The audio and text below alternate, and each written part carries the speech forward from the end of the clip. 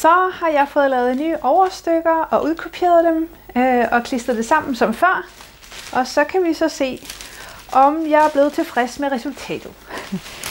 Jeg har lavet bæltestykket større her, og ellers ikke så meget andet. Fjerner det ekstra plads, eller den ekstra halve centimeter under her. Og det er sådan set det. Jeg vil lige se. Synes jeg bredden er blevet for bred på bæltestykket? Nej, det synes jeg egentlig er okay.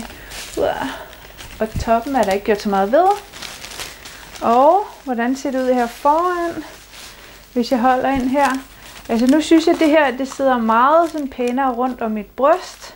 Så det er jeg meget mere tilfreds med, end jeg var før. Så nu ligger det ikke sådan for langt nede, sådan at rynkerne poser under mit bryst og får det til at se ud, som om det hænger ret meget.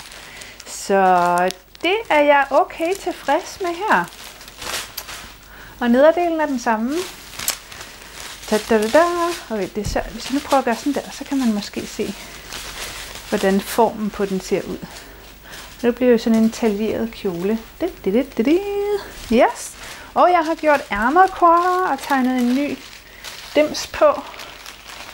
Sådan her. Ja. Og jeg er egentlig okay tilfreds med den her tingeling. Eller skulle den være mere ud mod...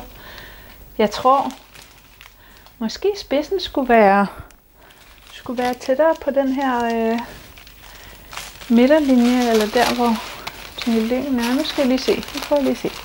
Hvad synes du? Okay, hvis jeg sidder forfra, så sidder det her måske lige lovligt langt foran. Så hvis nu jeg rykker den sådan, skal vi sige 1 centimeter fra den her, så den sidder stadigvæk mod foran, men rykker den lidt længere tilbage. Det tror jeg gør.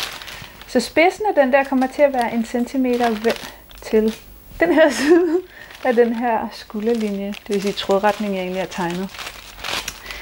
Så jeg flytter bare den uden, og det skulle ikke være noget problem. Det er bare at tegne en ny trekant på, og så udkopiere den trekant, og så sætte den der, hvor jeg har valgt at sætte den. Således har jeg fået lavet et kjolemønster.